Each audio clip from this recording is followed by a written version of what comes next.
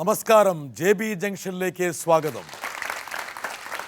മലയാള സിനിമയ്ക്ക് തൻ്റേതായ സംഭാവന നൽകി 5 പതിറ്റാണ്ടായി നിറഞ്ഞു നിൽക്കുന്ന മധുസാറായിരുന്നു കഴിഞ്ഞ ദിവസം നമ്മുടെ അതിഥി. തൻ്റെ സിനിമാ വഴിത്താരയിലൂടെ ഈ എപ്പിസോഡിലും മധുസാറ് സഞ്ചരിക്കുകയാണ്. മറ്റ് നിരവധി സിനിമകൾ സാറിനെ തേടി വന്നു. അതിലൊരു പ്രധാനപ്പെട്ട സിനിമ, ഇതും ആകസ്മികമായിട്ടാണ് മധുസാർ അതിലേക്ക് പ്രവേശിക്കുന്നത്, അടൂരിൻ്റെ സ്വയംവരം. അതെ അതെ. ഇവിടെ പ്രേം നസീർ ഈ സിനിമയിൽ അഭിനയിക്കേണ്ട ആളായിരുന്നു. അതെ അതെ. എന്തോ നസീർ സാറിന് തോന്നി ഈ ഒരു പരീക്ഷണ സിനിമയിൽ ഞാൻ ചേരുന്നതല്ല. ഇല്ല, അന്ന് ഈ ഇൻസ്റ്റിറ്റ്യൂട്ട് പ്രോഡക്ട്സ് എന്നൊക്കെ പറഞ്ഞു കഴിഞ്ഞാൽ, അവരുടെ പടം എന്നൊക്കെ പറഞ്ഞു കഴിഞ്ഞാൽ എൻ്റെ ഓടാത്ത പടമാണെന്നുള്ളൊരു ധാരണ. ഈ ഓടാത്ത പടം ഏതായാലും ഈ ആർട്ടിസ്റ്റിൻ്റെ മാർക്കറ്റിന് താത്തി കിട്ടും. അതുകൊണ്ടാണോ അത് സമയമില്ലാത്തതിനാണോ കൊടുക്കാത്തതെന്ന് എനിക്കറിയില്ല. ഇവരായിട്ട് നസീറിനായിരുന്നു ആദ്യം ട്രൈ ചെയ്ത്, പ്രേം നസീറിനായിരുന്നു. പക്ഷെ അവിടെ അദ്ദേഹം വരാത്തൊരു അത്ഭുതമൊന്നുമില്ല. അന്ന് എല്ലാവരുടെയും വിചാരം ഈ ആർട്ട് പടം എന്നൊക്കെ പറഞ്ഞു കഴിഞ്ഞാൽ ഒരുമാതിരി കഷായം കുടിക്കുമ്പോൾ, അപ്പോൾ ഇത് അടൂർ ഭാഷയാണ് ഇതിനൊരു നിർവചനം കൊടുത്തത്. നിങ്ങളൊന്നും വിചാരിക്കും പോലെ ഈ ആർട്ട് പടത്തിൻ്റെ അകത്ത് അങ്ങനെ വലിയ ബുദ്ധിമുട്ടൊന്നുമില്ല. അപ്പോൾ അവിടെ പോയി കഴിഞ്ഞാൽ അങ്ങനെ ബാക്കിയെല്ലാം അഭിനയിക്കുന്നതിനേക്കാൾ കഷ്ടമാണെന്നെ പേര്. അങ്ങനെയല്ല. അപ്പോൾ ആർട്ട് പടം എന്ന് പറഞ്ഞാൽ തെങ്ങിൻ്റെ മൂട്ടിൽ നാം ഇങ്ങനെ ഇരിക്കുന്നു. അപ്പോൾ ഒരു കൊച്ചങ്ങ അടന്ന് തലയിൽ വീഴുന്നു. കൊച്ചങ്ങനെ വീഴുന്നു കഴിഞ്ഞാൽ നമ്മൾ സാധാരണ സിനിമയിലാണെങ്കിൽ അയ്യോ എന്ന് വിളിക്കും. ആർട്ട് പടത്തിലാണെങ്കിൽ അയ്യോ അയ്യോ അയ്യോ, അത്രയേ ഉള്ളൂ വ്യത്യാസം.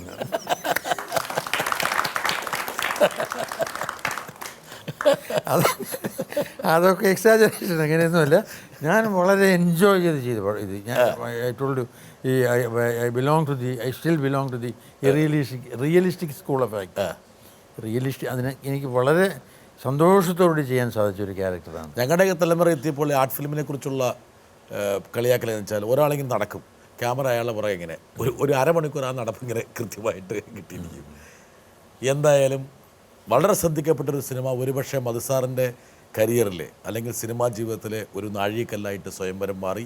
സ്വയംവരത്തിൻ്റെ ശില്പി ഇവിടെ വരേണ്ട സമയമായിരിക്കുന്നു. വരണ്ട മറ്റ് നായകന്മാരൊക്കെ ഈ പ്രണയ നായകന്മാരായിട്ട് മാത്രം നിന്നപ്പോൾ വളരെ പ്രത്യേകതരം സ്വഭാവ സവിശേഷതകളുള്ള കഥാപാത്രങ്ങളെ അവതരിപ്പിക്കാനായിട്ട് നമ്മുടെ പുതിയ ആളുകളും പഴയ ആളുകളും ഒക്കെ സമീപിച്ചിരുന്ന ഒരാളാണ് മധു. വളരെ അതിശയം തോന്നാം. തകഴിയുടെ പല കഥകളും പല നോവലുകളും സിനിമയാക്കിയിട്ടുണ്ട്. അതിൽ മിക്കതിൻ്റെ ഏതാണ്ട് ഒരു സിനിമയുടെ വല്ല ചിലപ്പോൾ ഇല്ലാതെ ഉണ്ടാക്കാം. മറ്റു എല്ലാ സിനിമകളുടെയും നായകനാകാൻ, ചെമ്മീൻ ഉൾപ്പെടെയുള്ള സിനിമകളിൽ നായകവേഷം ചെയ്യാനായിട്ട് അദ്ദേഹത്തിനെയാണ് അതിൻ്റെ പ്രവർത്തകരെ സമീപിച്ചിട്ടുള്ളത്. അതിൽ നിന്നറിയാം ഒരു ക്യാരക്ടർ ആക്ടറാണ്, ഒരു നായക കഥാപാത്രത്തെ അവതരിപ്പിക്കുന്ന ലീഡ് ആക്ടറാണ്. ഇതെല്ലാം മധുവിൽ ഒത്തുചേർന്നിട്ടുണ്ട്. അടൂർ സാറിൻ്റെ സെറ്റിലേക്ക് പോകുമ്പോൾ ഈ പറഞ്ഞ ആർട്ട് ഫിലിമിനെക്കുറിച്ചും ഇൻസ്റ്റിറ്റ്യൂട്ടുകാരെക്കുറിച്ചൊക്കെ പ്രചരിപ്പിച്ച ഒരുപാട് പ്രചരണങ്ങൾ മനസ്സിൽ സാറിന് ഉണ്ടായിരുന്നില്ലേ? ചെറിയ ഒരു എനിക്കറിയായിരുന്നു. അവർ വളരെ അടുത്ത് ഈ പടം പിടിക്കാൻ പോകുന്നതിന് ഗോപാലകൃഷ്ണൻ ഫിലിം ഇൻസ്റ്റിറ്റ്യൂട്ടിൽ പോകണമെന്ന് മുമ്പ് എനിക്കറിയാം. ഓ ശരി. അങ്ങനെ ഉണ്ടല്ലോ, കുളത്തൂർ ഭാസ്കരൻ നായർ, ഒരുമിച്ച് അവിടെ ധാരാളം പ്രവർത്തനങ്ങളുണ്ടായിരുന്നു. നേരത്തെ പരിചയമുണ്ട്. നേരത്തെ പരിചയമുണ്ട്. പിന്നെ ചിത്രലേഖ ഫോം ചെയ്യുമ്പം മിക്കവാറും ഞാനവിടെ കൂടെ ഉണ്ട്. അതെല്ലാം കഴിഞ്ഞിട്ടാണ്. പിന്നെ ഗോപാലകൃഷ്ണനോട് വേറെ സർക്കാരിന് വേണ്ടി 1-2 പടങ്ങൾ ചില്ലർ അഭിനയിച്ചിട്ടുണ്ട് ഞാൻ. ശരി. അതെ അതെ. അപ്പം വലിയൊരു ആശങ്കയൊന്നും ഇല്ലാതെ ഒന്നുമില്ലായിരുന്നു. പക്ഷെ സ്വയംവരം അന്താരാഷ്ട്ര വേദികളിലൊക്കെ ശ്രദ്ധിക്കപ്പെട്ടൊരു സിനിമയായിരുന്നു. അതെ. ഈ പറഞ്ഞ കൊമേഴ്സ്യൽ സക്സസ് ആണോ, അതെയോ അംഗീകാരങ്ങളാണോ, അതെയോ ജനങ്ങളുടെ കയ്യടിയാണോ, ഇത് ഏതാണ് ഏറ്റവും പ്രധാനത്തെക്കുറിച്ച് തർക്കങ്ങൾ ഇതുവരെ അവസാനിച്ചിട്ടില്ല. എന്തായാലും ഓരോ സിനിമയ്ക്ക് സിനിമയുടേതായ ഒരു ഇരിപ്പിടമുണ്ട്, തലമുണ്ട്, മൂല്യമുണ്ട്.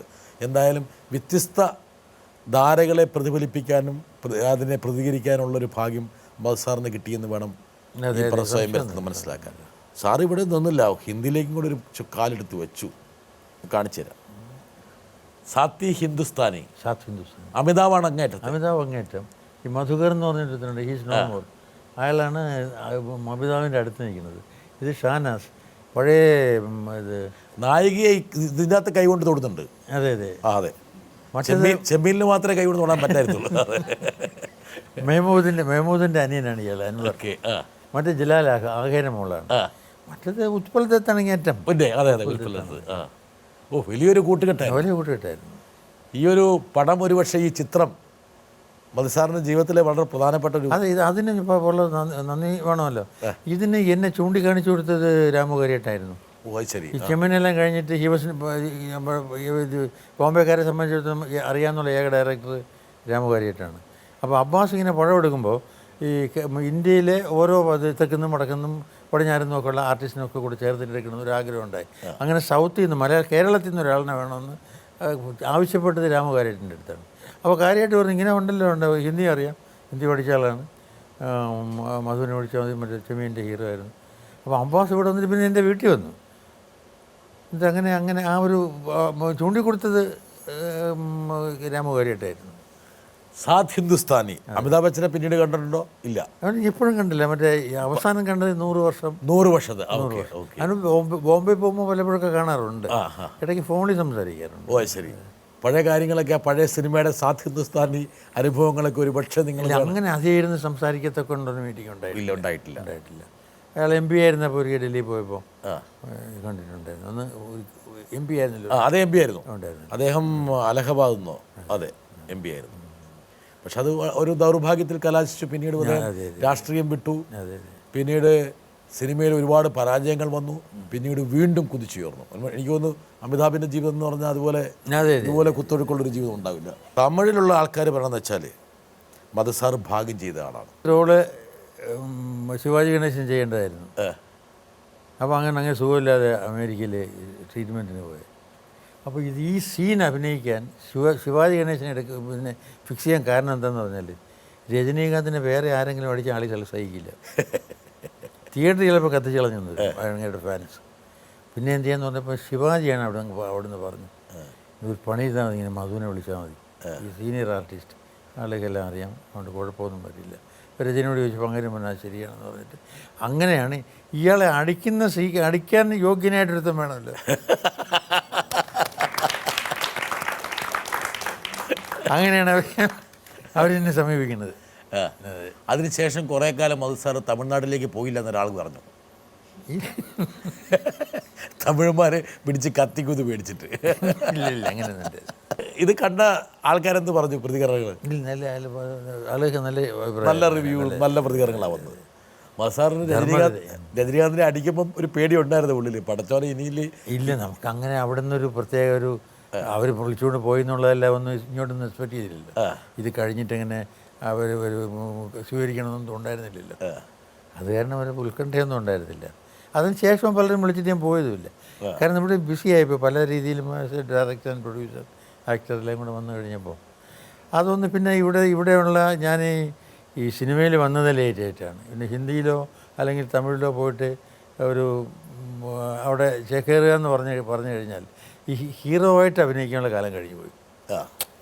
സമയം കഴിഞ്ഞു പോയി. അത് ഹിന്ദിയിൽ അപ്പിയർ ചെയ്യുമ്പോഴും അതെ, ഇതിൽ വരുമ്പോഴും അതെ ഒക്കെ കഴിഞ്ഞു പോയല്ലോ. അപ്പോൾ പിന്നെ അങ്ങനെ ഇവിടെ ഈ പ്രധാന റോൾ ചെയ്യുമ്പോൾ അവിടെ ചെന്നിട്ട് ചെറിയ റോളുകൾ അതിന് ആവശ്യമില്ലെന്ന് മാറ്റി. മാത്രമല്ല അവിടെ പല സിനിമകൾക്കും പ്രത്യേകിച്ച് മറമൊന്നുമില്ല, ഒരു അങ്ങനത്തെ. പക്ഷെ വേണമെങ്കിൽ കൊമേഴ്സ്യലായി ചിന്തിക്കുന്ന ഒരാൾക്ക് വേണമെങ്കിൽ നല്ലതായിരുന്നു. നമുക്ക് ആ നോട്ടം ഉണ്ടായിരുന്നില്ല. കൊമേഴ്സ്യലല്ല, ഇതിൻ്റെ അകത്ത് ഫുള്ളായിട്ട് വർക്ക് ചെയ്യണം എന്നുള്ളായിരുന്നു ആഗ്രഹം. ഞാൻ നേരത്തെ പറഞ്ഞല്ലേ, ഇതിനകത്ത് സിനിമയിൽ ഞാൻ കൂടുതൽ എൻജോയ് ചെയ്യണത് as a producer, not an actor, not as a director. കാരണം പ്രൊഡ്യൂസർ എന്ന് പറയണവനാണ് ഈ ആക്ടറെയും ഏറ്റവും ഈസിയായിട്ട് നമുക്ക് ചെയ്യാമല്ലോ.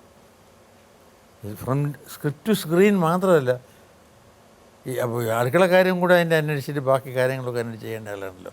ഞാൻ ഈ ഫൈനാൻഷ്യർ അല്ല ഉദ്ദേശിക്കുന്നത്, റിയൽ പ്രൊഡ്യൂസറാണ് ഉദ്ദേശിക്കുന്നത്. Producer is the man who makes the film. ഈ പടം നിർമ്മിക്കുന്ന ആളാണ്, not even the director. Director പോലും ഷോർട്ട്സ് എടുക്കുന്നേ ഉള്ളൂ, അത് എടുത്തിട്ട് എഡിറ്ററിൽ കൊടുത്താൽ എഡിറ്റർ കട്ട് ചെയ്യുന്നേ ഉള്ളൂ. പിന്നെ മ്യൂസിക്, അങ്ങനെ ഓരോന്നായിരിക്കും. ഇതെല്ലാം കൂടെ കോർഡിനേറ്റ് ചെയ്യുന്നവനാണ്. ഇതെല്ലാം തലയിൽ വെച്ച് നടന്നിട്ട് ഈ പടം ഉണ്ടാക്കുന്നവൻ പ്രൊഡ്യൂസറാണ്. ഇപ്പോൾ നമുക്കിവിടെ ഉള്ളത് ഫൈനാൻഷ്യറെന്നോ പ്രൊപ്പറേറ്ററെന്നോ അല്ലെങ്കിൽ ഗൾഫിൽ നിന്നോ പ്രൊഡ്യൂസറോ അത് അങ്ങനെ വല്ലതും പറയാം. They can be called the producers. Madhu sir ഈ സിനിമയുടെ എല്ലാ ആഗണിയും അറിഞ്ഞ ആളാണ്. സിനിമയിൽ അഭിനയിച്ചു, സിനിമ സംവിധാനം ചെയ്തു, സിനിമ നിർമ്മിച്ചു, സിനിമയുടെ പശ്ചാത്തല സൗകര്യങ്ങൾ ഒരുക്കാൻ വേണ്ടി ഒരു സ്റ്റുഡിയോ ഉണ്ടാക്കി. എല്ലാ തലങ്ങളിലൂടെയും മധുസാർ കടന്നുപോയി. ലാഭനഷ്ട കണക്കുകൾ എടുക്കുമ്പോൾ എവിടെയാണ് ലാഭം, എവിടെയാണ് നഷ്ടം? എനിക്ക് ഇതിൻ്റെ അകത്ത് വന്നതിൻ്റെ അകത്ത് ഫ്രം ദിസ് എനിക്ക് ലാഭമല്ല നഷ്ടം ഉണ്ടായിട്ടേ ഇല്ല. കാരണം ഇൻവെസ്റ്റ് ചെയ്യാനുള്ള കാശുമായിട്ടല്ലല്ലോ വന്നത്. അതെ, കൈ വാട്ടിയാ വന്നത്. കൈ മാറ്റിയാണല്ലോ വന്നത്. ഈവൻ സ്റ്റുഡിയോ കുറേ നമ്മുടെ ഇത് വന്നിട്ടൊരു 80 കഴിയാൻ നേരത്തെ തന്നെ 80 to 83 ആയപ്പം സ്റ്റുഡിയോ ഒന്ന് പുറത്തായല്ലോ ഷൂട്ടിങ്. ഞാൻ തന്നെ അവസാനം ഞാനേകനാണ് രതിലയം, ബാക്കി പടങ്ങളെല്ലാം എടുത്തത് പുറത്താണ്. ഞാനേകനാണ് പകുതി എടുത്തത് ശ്രീമൂലം ക്ലബിലും ബാക്കി പകുതി സമുദ്ര ഹോട്ടലിലുമായിരുന്നു. അവിടെ ഒരു സ്റ്റോട്ട് പോലും എടുത്തിട്ടില്ല സ്റ്റുഡിയോയിൽ. കാരണം ഈ സെറ്റ് ഇട്ടിട്ട് ഷൂട്ട് ചെയ്യുന്ന സംസ്കാരമൊക്കെ പോയി. ഇപ്പോൾ ഇല്ലല്ലോ. ഇപ്പോൾ ഇല്ലല്ലോ. ആ സമയത്ത് പോലും സിനിമയാണ് സത്യം പറഞ്ഞാൽ ബാക്കി കാര്യങ്ങൾ എന്നെ സഹായിച്ചത്. എങ്ങനെയെന്ന് ചോദിച്ചാൽ ഞാൻ ഓർക്കാതെ തന്നെ ഈ ആർക്കിടെക്ചറിന് പോയി എന്ന് പറഞ്ഞില്ലേ, അതെ, ഡിസൈനിങ്ങും ഒക്കെ കൺസ്ട്രക്ഷനും ഒക്കെ പോയെന്ന് പറഞ്ഞില്ലേ, അതുപോലെ ഞാൻ അറിയാതെ പറ്റിയൊരു റിയൽ എസ്റ്റേറ്റ് ബിസിനസ്സിലാണ് ഇപ്പോൾ ജീവിക്കുന്നത്. ഞാൻ വാങ്ങിച്ചതിൻ്റെ 2 പൂജ്യങ്ങളും കൂടെ ചേർത്തിട്ടാണ് ഈ വാങ്ങിച്ച സ്ഥലങ്ങളെല്ലാം വിറ്റത്. ലാഭം കിട്ടി. ലാഭമാണ്, ഭയങ്കര ലാഭമല്ലേ കിട്ടിയത്. വിറ്റുപോയത് ഭാഗ്യം.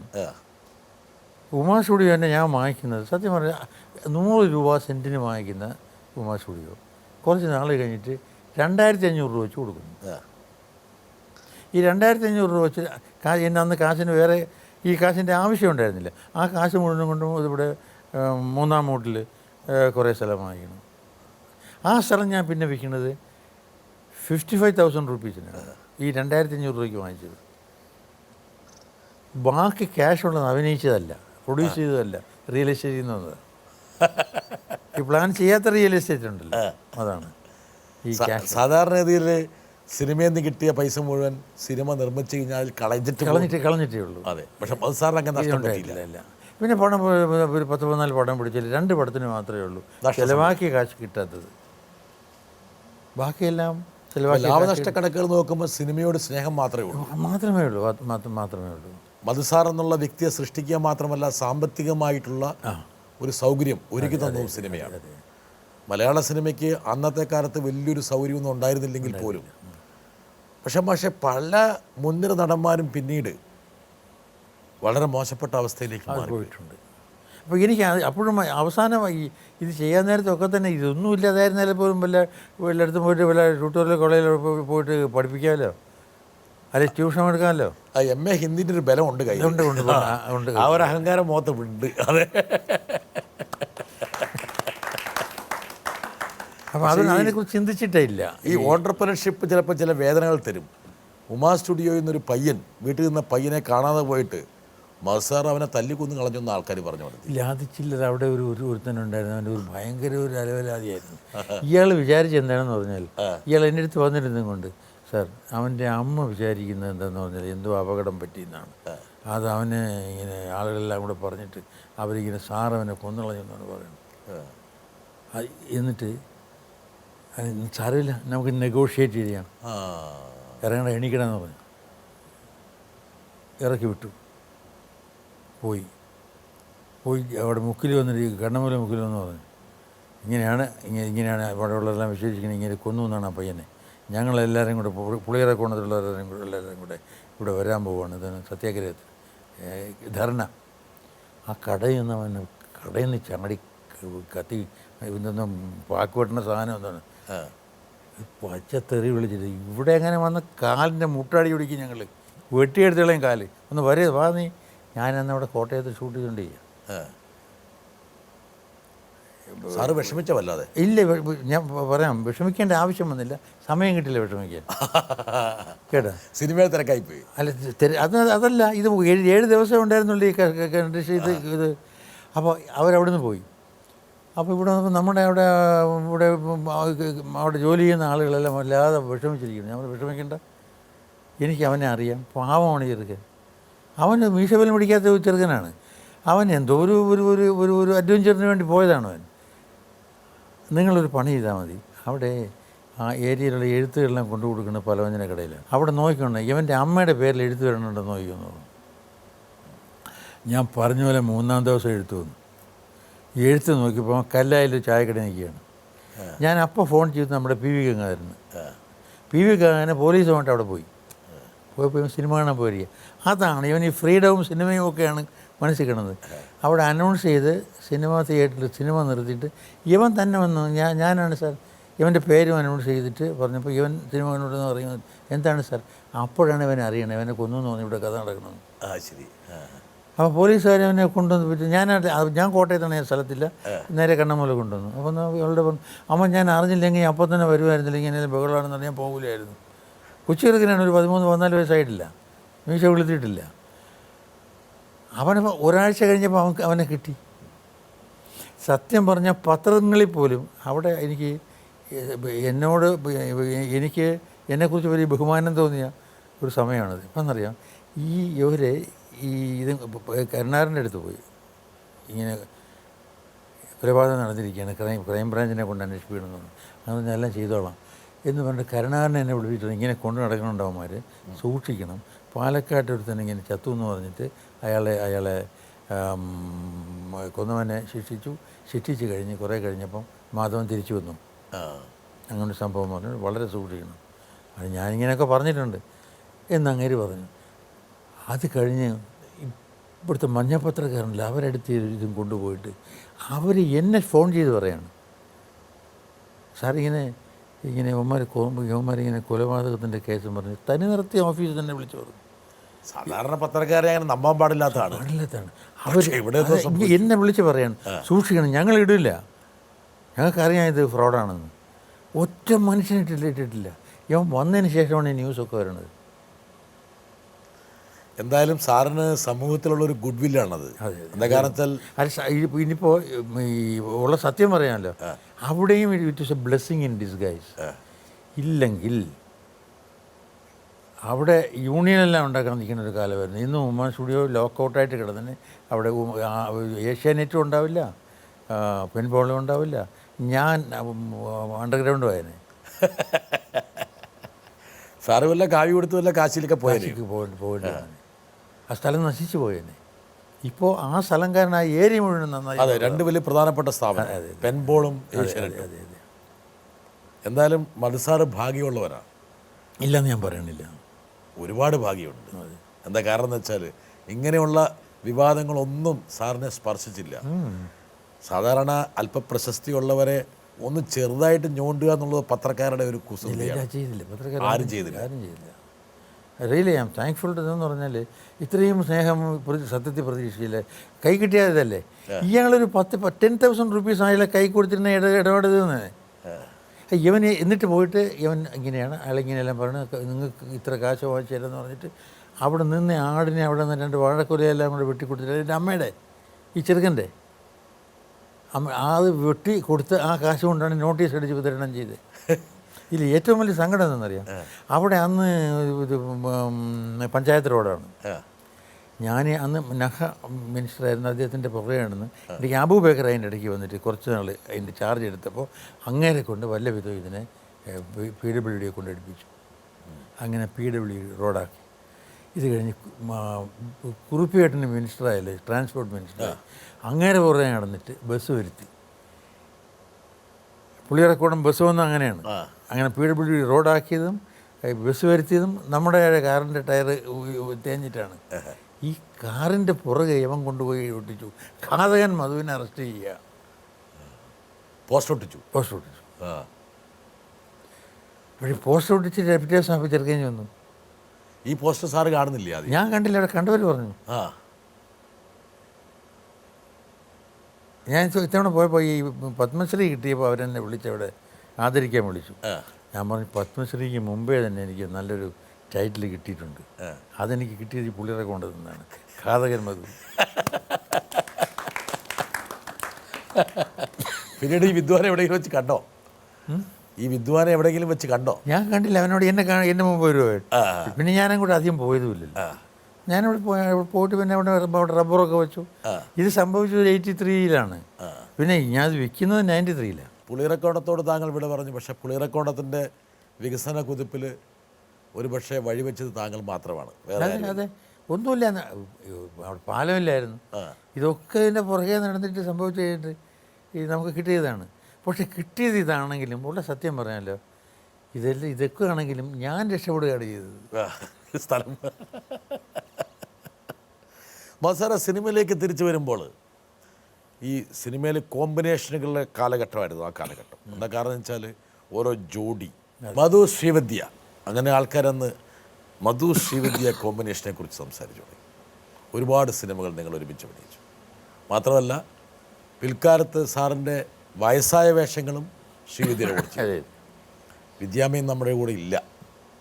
ഈ കോമ്പിനേഷനുകളൊക്കെ സാധാരണ ആൾക്കാർക്ക് വേണ്ടിയുള്ള കോമ്പിനേഷൻസ് ആയിരുന്നു. സാധാരണ വലിയ ബുദ്ധിക ജാടകളുള്ള പ്രേക്ഷകരായിരുന്നില്ല, സാധാരണ പ്രേക്ഷകർ. ടൈപ്പായി പോകുന്നുണ്ടെന്നൊരു ആശങ്ക ഉണ്ടായിരുന്നോ?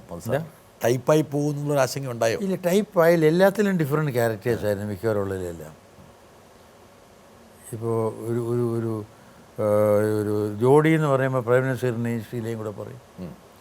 അതുപോലെ സത്യനെയും അംബികയും പറയുമായിരുന്നു. പിന്നെ അത് കഴിഞ്ഞിട്ട് ഇന്ന് എൻ്റെ കാര്യം പറയുകയാണെങ്കിൽ ശ്രീവിദ്യയും ഞാനെന്ന് പറയും. ഒന്നാമത് ഫിസിക്കലി ഞാനും ഈ തടി, അവരുടെ അത്രയും തടിയുള്ള വേറെ ഹീറോയിനില്ല, എൻ്റെ അത്രയും തടിയുള്ള വേറെ ഹീറോയും ഇല്ല മലയാളത്തിൽ. അപ്പോൾ അങ്ങനെ അതൊരു കോമ്പിനേഷനിൽ നിന്നുള്ളതിന് ഉപരിയായിട്ട് എനിക്ക് മനസ്സിലാക്കിയത് ഈ ശ്രീവിദ്യ എന്ന് പറയുന്ന സ്ത്രീയുടെ ടാലൻസ് ഉണ്ടല്ലോ. ഞാൻ സത്യം പറഞ്ഞാൽ അവർ പോയി അതുകൊണ്ട് അല്ലെങ്കിൽ അവരെ പ്രശംസിച്ചിട്ട് കാര്യമില്ല. ഞാൻ അവരുടെ ഒരു ആരാധകനായിരുന്നു. എന്താ അഭിനയമാണെങ്കിൽ, ഡാൻസ് ആണെങ്കിൽ, പാട്ടാണെങ്കിൽ, ഇതെല്ലാം കഴിഞ്ഞ് ഭാഷയുടെ കാര്യത്തിലുണ്ടല്ലോ. ഇവിടെ നമ്മുടെ മലയാളത്തിലെ പല നായികമാരും വേറെ ആരെങ്കിലും കൂടെ ഡബ് ചെയ്യണേ. ഈ സ്ത്രീ മലയാളത്തിൽ, തമിഴിൽ, തെലുങ്കിൽ, കർണാടകത്തിൽ, ഹിന്ദിയിൽ ഇതെല്ലാം അവരുടെ വോയിസാണ്. അവരിതുവരെ ആരെയും കൊണ്ടും ഡബ് ചെയ്യിച്ചിട്ടില്ല. ഇവിടെ മംഗ്ലീഷ് സംസാരിക്കുന്ന ധാരാളം ഹീറോയിൻസ് ഉള്ളപ്പം ശുദ്ധ മലയാളത്തിൽ സംസാരിക്കുന്നവർ മാത്രം. ഈ ശുദ്ധ തമിഴിൽ ഇവരെ സംസാരിക്കുന്നത് തമിഴിൽ പോകുമ്പോൾ ദൈവം ഉച്ചപ്പോൾ എന്ത് അവസാനമായിട്ട് കഷ്ടപ്പെടുത്താനാണെന്ന് തോന്നുന്നു. ദൈവം ഇത്രയധികം ടാലൻസ് കൊടുത്തിട്ട്, ഇത്രയധികം ടാലൻസ് ഉള്ള മറ്റൊരാളെന്ന് പറയാം. ഈ എല്ലാ ഫീൽഡിലും, എല്ലാ ആർട്ടിലും ഇതെല്ലാം വാരിക്കോരി കൊടുത്തെങ്കിലും മത്സാറെ അവരുടെ ജീവിത അവസാന ഘട്ടത്തിൽ വളരെ വേദനാജനകമായി. വാരിക്കോരി കൊടുത്തതിന് ഇതിനായിരുന്നു ദൈവം ഇതെല്ലാം വാരിക്കോരി കൊടുത്തത്. ഈ ബാക്കി ഹീറോയിൻസിന് ആർക്കും എനിക്ക് എല്ലാവരെയും ബഹുമാനമാണ്, എല്ലാവർക്കും അവരുടേതായിട്ടുള്ള ടാലൻസ് ഉണ്ട്. പക്ഷേ ഇതുപോലെ ടാലൻറ്റഡ് ആയിട്ടൊരു ആക്ട്രസിനെ, ഒരു ഹീറോയിൻ ഞാൻ പറയും, ഒരു ആക്ട്രസിനെ, ഒരു ആർട്ടിസ്റ്റിനെ ഞാൻ കണ്ടിട്ടില്ല. ഈ അവസാനത്തെ കാലം എനിക്കറിയാം, വളരെ വളരെ വളരെ ദുഃഖകരമാണ്. വലിയ ഇതെല്ലാം അവരെ തന്നെ വരുത്തി വെച്ചതാണ്. അതെ, എല്ലാവരും തന്നെ വരുത്തി. അവരുടെ റെക്ലെസ് ആയിട്ടുള്ള പെരുമാറ്റങ്ങൾ, വാശി, ചില സമയത്ത് വാശിയെന്നും പറയാനൊക്കില്ല സാർ. ഒരുമാതിരി ഒരു കരിയിലയുടെ ഒരു സ്വഭാവം ഉണ്ടല്ലോ, കാറ്റടിച്ചാൽ പറഞ്ഞുകൂടെ. ഇത് കണ്ട വെയിറ്റ് എല്ലാം ഉണ്ടെങ്കിലും ഉള്ളിൽ വെയിറ്റ് ഇല്ല എന്ന് തോന്നുന്നു. അപ്പൂപ്പൻ താടി പോലെയാണ്, പറന്ന് പോവുകയാണ്. അതെ അതെ, എവിടേക്കാണ് പോകുന്നത് മാത്രം ചിന്തയില്ല. എന്തായാലും നമുക്ക് അവരുടെ ഒരു സ്മരണയ്ക്ക് മുമ്പിൽ നമുക്കൊരു ആദരാഞ്ജലികൾ അർപ്പിക്കാമെന്നല്ല, നമുക്ക് വേറെ ഒന്നും ചെയ്യാൻ കഴിയില്ല. അങ്ങനെ ഒരു വിഷമങ്ങളും ദുരന്തങ്ങളും വേറെ ആൾക്കാർക്ക് കൊടുക്കരുതേ എന്ന് നമുക്ക് ആഗ്രഹിക്കാം. പത്മരാജൻ്റെ കഥയിൽ IV ശശിയാണ് ഇതിൻ്റെ സംവിധായകൻ. ഇതാ ഇവിടെ വരെ വ്യത്യസ്തമായിട്ടുള്ള ഒരുപാട്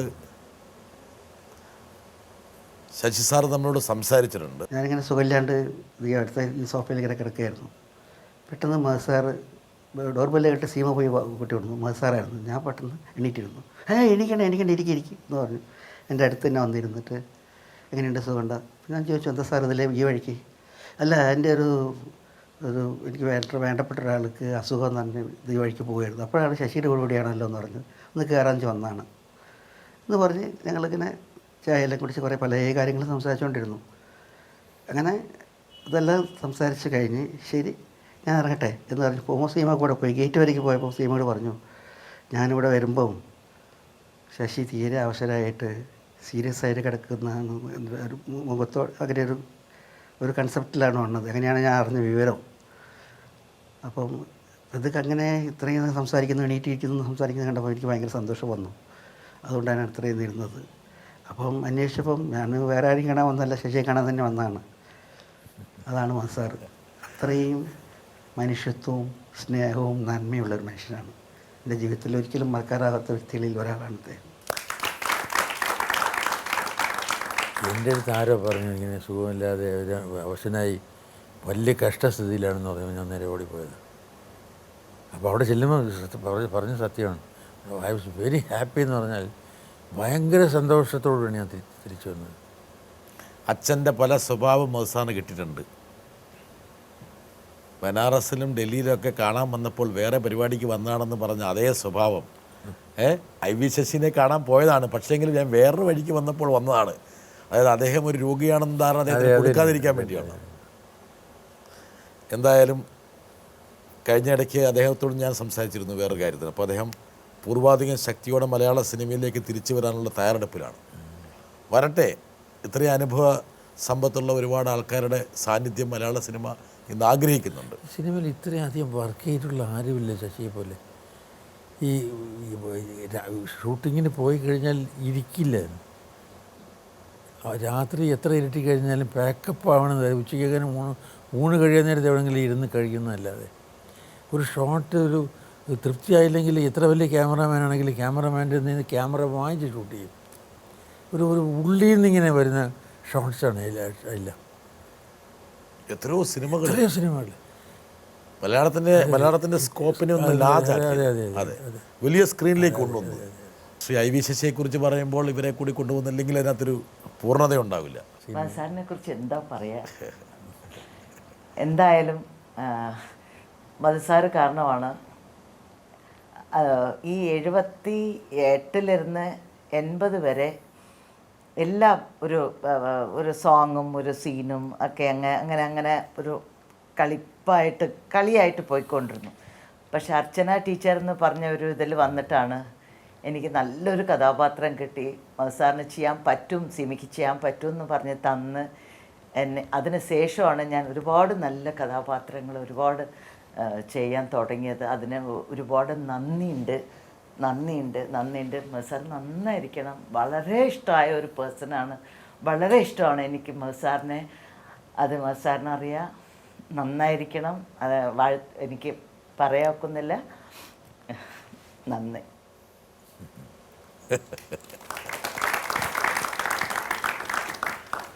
നല്ല ഓപ്പണിംഗ് ആയിരുന്നു. അതൊരു ഒരു ഇമേജ് ഉണ്ടായിരുന്നല്ലോ സിനിമയ്ക്ക്. അതെ, ഇത് അങ്ങനെയല്ല. അറിയാമല്ലോ, ഖോരാക്കാക്ക ഇതിൻ്റെ ഒറിജിനൽ നന്നായിട്ട് ചെയ്തു വരും. സാറേ ഈ സേഭാദോടെ ആയിരുന്നു മറ്റേ ഒറിജിനൽ ചെയ്തിരുന്നത്. അതെ, സിനിമയിലുള്ള ഇങ്ങനെയുള്ള സൗഹൃദങ്ങൾ ഇന്നത്തെ കാലത്ത് ഇങ്ങനെയുള്ള സൗഹൃദങ്ങൾക്കൊന്നും പ്രസക്തിയില്ല എന്ന് തോന്നുന്നു സിനിമയിൽ. അത് എവിടെയാണ് പ്രസക്തി ഉള്ളത്? സിനിമയിൽ മാത്രമല്ല, യു കം ടു ഫാമിലീസിൽ വരണം. ഇല്ലല്ല, ഒരു വീട്ടിൽ താമസിക്കുന്ന ആളുകൾ തമ്മിൽ തന്നെയുള്ള വഴക്കും സ്നേഹവും അത് ഇതും മറ്റതും മറിച്ചതും ഒരുമിച്ചുള്ള ജീവിതമൊന്നുമില്ല സാർ. അത് ഒരു സൊസൈറ്റിയുടെ ഒരു ചേഞ്ചായിട്ട് എടുത്താൽ മതി. അനിവാര്യതയാണ്. അതെ, അത് സിനിമയിൽ മാത്രം. എന്തായാലും ഇങ്ങനെയുള്ള ഒരുപാട് സൗഹൃദങ്ങൾ മധുസാറിനുണ്ട്, അല്ലെങ്കിൽ ഇത്രയും ആൾക്കാരുടെ പ്രാർത്ഥനകളുണ്ട്. അതുകൊണ്ട് ഒരുപക്ഷെ താങ്കളുടെ ഇത്രയും നീണ്ട അഭിനയ ജീവിതകാലത്തെ ഏറ്റവും പ്രധാനപ്പെട്ട ഒരു നിക്ഷേപം എന്ന് പറയുന്നത് ഇവർ നൽകുന്ന ഈ ആശംസകളാണ്. ഇവിടെ കൊണ്ടുവരേണ്ട വേറൊരാളും കൂടെയുണ്ട്. ഒരുപാട് സിനിമകൾ നിങ്ങൾ ഒരുമിച്ച് അഭിനയിച്ചിട്ടുണ്ട്. 66-ലാണെന്ന് തോന്നുന്നു. 66-ൽ തന്നെ വഴി പിഴച്ച സന്തതി എന്നൊരു സിനിമ ഞാൻ ആദ്യമായിട്ട് മധുസാറിനെ കാണുന്നത് ശ്യാമള സ്റ്റുഡിയോ മദ്രാസിൽ. ഗാംഭീര്യമുള്ള ആ ഒരു എന്താ പറയുക നടത്തവും ആ ശരീരവും നടത്തവും ആരെയും ഒന്ന് കസേരയിൽ നിന്ന് എണീപ്പിക്കും. ഞാൻ പറയാതെ തന്നെ നിങ്ങൾക്കറിയാവുന്ന കാര്യമാണ്. അത് അന്നും ഇന്നും ഒരുപോലെ തന്നെ. ഇന്ത്യൻ സിനിമയിലെ നടന്മാരുടെ മുൻനിരയിലുള്ള നടന്മാരുടെ പേര് പറയുമ്പോൾ അദ്ദേഹത്തിൻ്റെ പേരും പറയേണ്ടിയിരിക്കുന്നു. പറയാതിരിക്കാൻ തരമില്ല.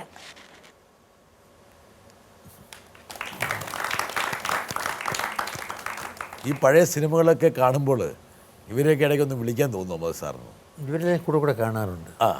പല ചടങ്ങുകളിൽ വെച്ച് എനിക്ക് തോന്നുന്നു പൊന്നമ്മ ചേച്ചിക്കൊക്കെ പറയാനുള്ളത് പഴയ കാര്യങ്ങളായിരുന്നു. പഴയ സിനിമകൾ, അന്നുണ്ടായിരുന്ന കാലഘട്ടങ്ങൾ. ഞാൻ പൊന്നമ്മ ചേച്ചി ഇവിടെ ഈ ഒരു വേദിയിൽ ഇരുത്തിയപ്പോഴും പൊന്നമ്മ ചേച്ചിക്ക് പറഞ്ഞ മതിയാകുന്നില്ല. കാരണം അത്രത്തോളം പറയാനുണ്ട്. സ്വന്തം കുടുംബത്തിലെ ആൾക്കാരോട് പറഞ്ഞാൽ അവരിത് വേണം ഇതൊന്നും മുഴുവൻ കേൾക്കാൻ നിൽക്കില്ല. അപ്പോൾ അതുകൊണ്ട് സ്വാഭാവികമായിട്ടും മധുസാർ ഇവരോടൊക്കെ സംസാരിക്കുമ്പോൾ എന്താണ് പഴയ കാലത്തിലേക്കൊന്ന് ഊളിയിടാറുണ്ടോ?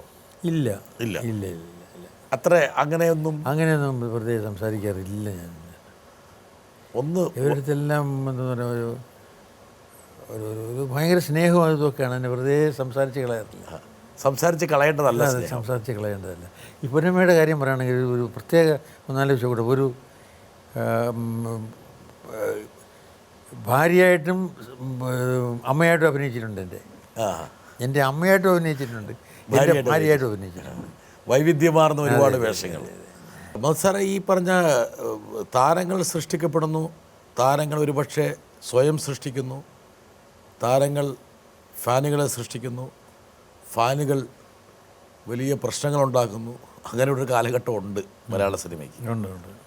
പക്ഷെ ആ ഒരു കാലഘട്ടമൊന്നും മധുസാറിനെ തേടി എത്തിയില്ല എന്ന് മാത്രമല്ല, മധുസാർ അത് നിരുത്സാഹപ്പെടുത്തി.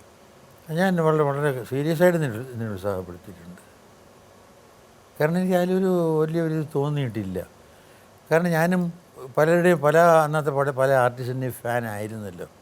പക്ഷെ അത് ഈ ഫാൻ എന്ന് പറയുന്നതെല്ലാം ഒരു ഇത് വരുമ്പോൾ അത് കുറേ പണ്ട് ഞാനിങ്ങനെ ഒരു കാര്യം എന്ന് പറഞ്ഞാൽ തമാശയായിട്ട് പറയും. പലരും പറഞ്ഞു കേട്ടിട്ടുണ്ട് ഞാൻ പണ്ട് ഇങ്ങനെ ഫാനായിരുന്നു. അതിപ്പോൾ ആക്ടറായിക്കോട്ടെ, ക്രിക്കറ്റർ ആയിക്കോട്ടെ പറയും പണ്ടിങ്ങനെ, അതൊരു തമാശയായിട്ട് പറയും ഇല്ലേ, ഞാനിങ്ങനെ പണ്ടിങ്ങനെ ഇയാളെ ഫാനായിരുന്നു എന്ന് പറയും. അതൊരു ചെറിയ തമാശയായിരുന്നു അല്ലെങ്കിൽ മണ്ടത്തരമായിരുന്നു എന്നുള്ളൊരു സൂചന അതിൽ കാണും ഇല്ലേ. കൂടെ അഭിനയിച്ച നടന്മാരുമായിട്ടുള്ള സമവാക്യങ്ങൾ സത്യൻ സാറുമായിട്ട് വലിയൊരു ബന്ധമുണ്ടായിരുന്നല്ലേ? ഉണ്ടായിരുന്നു. സത്യൻ സാറുമായിട്ടുണ്ടായിരുന്നു, നസീറുമായിട്ടുണ്ടായിരുന്നു. അതൊരു വലിയ ഈ ഓരോ ഞാൻ എല്ലാ നമ്മുടെ മലയാളത്തിൽ മാത്രമല്ല ലോക സിനിമയിൽ തന്നെ കണ്ടെടുത്തോളം തന്നെ കൂടുതൽ ആർട്ടിസ്റ്റ് തമ്മിലുള്ള ഒരു എന്താ പറയാൻ റാപ്പോ അതുണ്ടല്ലോ. എനിക്ക് നേരെ എൻ്റെ ഭാഗ്യമായിരിക്കാം, ഒരു നന്മയായിരിക്കാം, ഗുരുത്വമായിരിക്കാം, ഈ രണ്ട് പേരും എന്നെ സഹായിച്ചിട്ടുള്ളത് മറ്റാരും സഹായിച്ചിട്ടില്ല ഫിലിമിൽ വന്നതിന് ശേഷം. ഈ സത്യൻ സാറും അതെ, നസീറും അതെ, ഓൾവേസ് സപ്പോർട്ടിങ് മീ. നിങ്ങൾ ഒരുപക്ഷെ ഞങ്ങളുടെ ഭാഷ പറഞ്ഞാൽ കോമ്പീറ്റ് ചെയ്യേണ്ട ആൾക്കാരാണ് അവിടെ. അതിന് കോമ്പറ്റീഷനേ ഉണ്ടായിട്ട് റൈവൽസ് ആണ് ആക്ച്വലി. അല്ല ആക്ച്വലി അങ്ങനെയാണ് ആണ് ആണ് ഏത് സിനിമയിലും അങ്ങനെയാണ് താനും. അതെ, എത്രത്തോളം സഹകരിച്ചാലും അതിൻ്റെ റൈവലറിയുടെ തലം ഉണ്ടാകും. പക്ഷെ അത് നിങ്ങൾ മൂന്ന് പേരും തമ്മിലുള്ള സമവാക്യം നോക്കുമ്പോൾ അത് ഉണ്ടായിട്ടില്ല. അതൊരു അത്ഭുതമാണ്. അത്ഭുതമാണ്. മധുസാർ പൊതുവെ അല്പം ഇൻട്രോവേർട്ടാണ്. നല്ല പറ്റിയ കമ്പനി കിട്ടിയാൽ മാത്രമേ സംസാരിക്കുകയുള്ളൂ, ഒന്നും മനസ്സയക്കുകയുള്ളൂ. പക്ഷേ സത്യൻ സാറിൻ്റെ കൂടെയാണെങ്കിൽ എത്ര മണിക്കൂർ വേണമെങ്കിൽ സംസാരിച്ചുകൊണ്ടിരിക്കും. എന്തൊക്കെയാണ് സംസാരിക്കാതെ ഇപ്പോൾ ഞാൻ ചോദിക്കുന്നില്ല. ഇല്ല, അങ്ങനെ സംസാരമില്ല. ഞങ്ങൾ മിക്കവാറും ചീട്ടുകളിയായിരിക്കും രാത്രി. ഓ, അതുകൊണ്ടായിരുന്നു. അതുകൊണ്ടായിരുന്നു. അപ്പം ബീഡി, സിഗരറ്റ് സാറ് വലിക്കില്ലല്ലോ. പക്ഷേ വേണമെങ്കിൽ കത്തിച്ചേരും.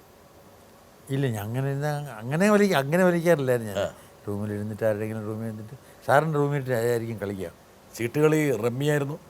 റമ്മിയായിരുന്നു. ഗുണ്ടായിരുന്നോ? പോയിന്റ് റമ്മിയായിരുന്നോ? പൈസ പോയോ? പൈസ വലിയ പൈസയൊന്നും ഉണ്ടാവില്ല. അത് പൈസ എന്ന് പറഞ്ഞാൽ വെറുതെ ഒരു സ്റ്റേക്ക് എന്നുള്ളതേ ഉള്ളൂ. വലിയ ഗാംബ്ലിങ് അല്ല. അല്ല അല്ല അല്ല. പക്ഷെ പൈസ വെച്ചാലേ രസമുള്ളൂ. എന്നാലേ രസമുള്ളൂ. അതെ, ഫ്രീ ആകാൻ പാടില്ല. പാടില്ല. പക്ഷെ മൊത്തം ആകെ ഈ സിനിമയിൽ നിന്ന് ലാഭമാണെന്ന് പറഞ്ഞ പോലെ ചീട്ടുകളിൽ നിന്ന് ലാഭമായിരിക്കാം. ഇല്ല, ചീട്ടുകളിൽ എനിക്ക് ലാഭം കിട്ടിയിട്ടില്ല, നഷ്ടപ്പെട്ടു. അതെ, ഞാനിവിടെ ട്രിവാൻഡ്രം ക്ലബിലും നാഷണൽ ക്ലബിലും എല്ലാം പോയി കളിച്ചിട്ടുണ്ട്. പോയിട്ടുള്ളതല്ല, അതൊന്നും കിട്ടിയിട്ടില്ല. നമുക്ക് പറ്റിയ പടിയല്ല അത്. അതെ അതെ, അതൊരു അതിസൂക്ഷ്മമായിട്ടുള്ള ഏകാഗ്രത വേണം അതിൽ. അതെ, ഈ ചീട്ടുകളിൽ. അതെ. ഇപ്പം ഈ പറഞ്ഞ റമ്മിയുടെ ലോകത്തൊക്കെ ഉണ്ടോ? ഇല്ല ഇല്ല ഇല്ല ഇല്ല ഇല്ല. എവിടെ വെച്ചതൊക്കെ ഓരോന്നിനൊന്ന് സാറിന് അറിയാം എവിടെ എപ്പം നിർത്തണം എന്നുള്ളതല്ല. അതെ അതെ അതെ. ഓരോ ദുശീലങ്ങൾ ഓരോ സമയങ്ങളിൽ നിർത്തി വന്നു.